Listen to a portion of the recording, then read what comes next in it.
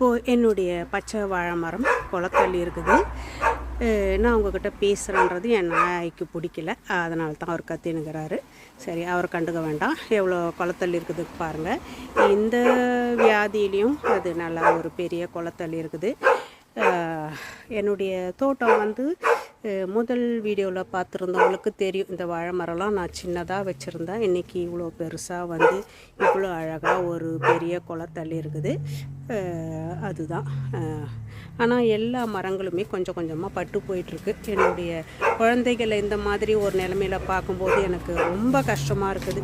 சங்குப்பூ கொடியாகட்டும், பாவக்காய் கொடியாகட்டும், சுத்தமாக அப்படியே பாவக்காய் நிறையா காய்ச்சது அப்படியே பட்டு போயிட்டுருக்குது.